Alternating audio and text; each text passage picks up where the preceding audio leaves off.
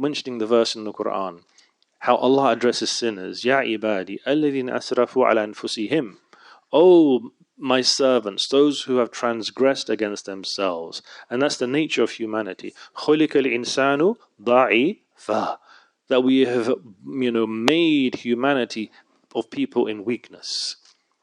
Right? لا تقنطوا من رحمة الله إن الله يغفر الذنوب جميعا. Right? Allah will forgive all sins. All sins. And the blessings that we have of being people of La ilaha illallah Muhammadun Rasulullah is that our religion is a very hopeful, optimistic religion. And we have example after example after example after example of the mercy of Allah subhanahu wa ta'ala. People, when we mentioned the other night about the hadith about Allah subhanahu wa ta'ala has utaqa.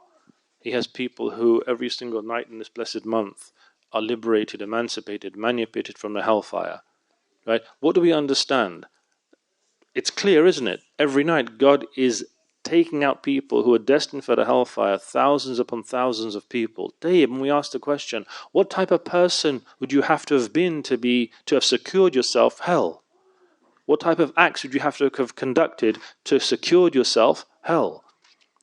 It's not necessarily an optimistic type of person, is it? It's not a person who's known for good works or the like, because he's destined for hell.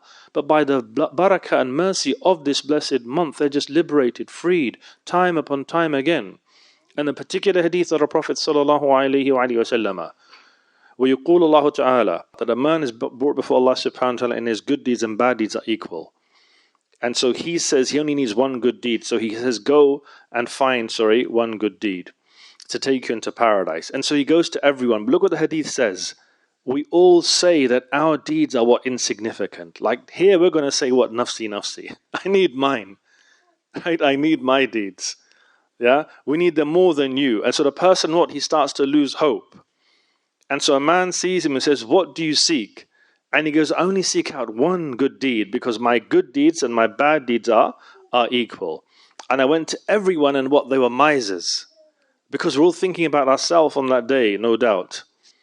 And so he goes, Laqit Allah Ta'ala, that I've met, or I'm about to meet Allah Subhanahu wa Ta'ala. وَمَا وَجَدْتُ فِي صَحِيفَتِي إِلَّا حَسَنَ وَاحِدًا. And I've only got one good deed.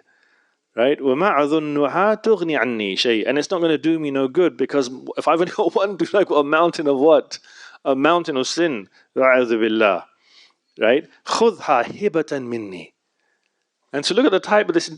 What does he say? He goes, take this one good deed as a gift from me. God forbid, because I know where I'm going. And so the person that he comes to Allah subhanahu wa ta'ala, farhan, after being in despair.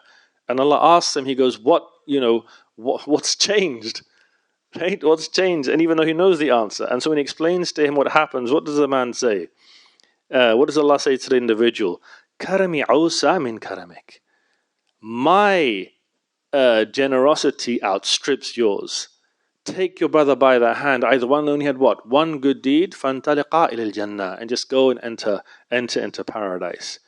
Right? Again, example after example. We're so blessed to be people of La ilaha illallah Muhammadun Rasulullah. May Allah inshallah take us out of this world upon that kalima inshallah.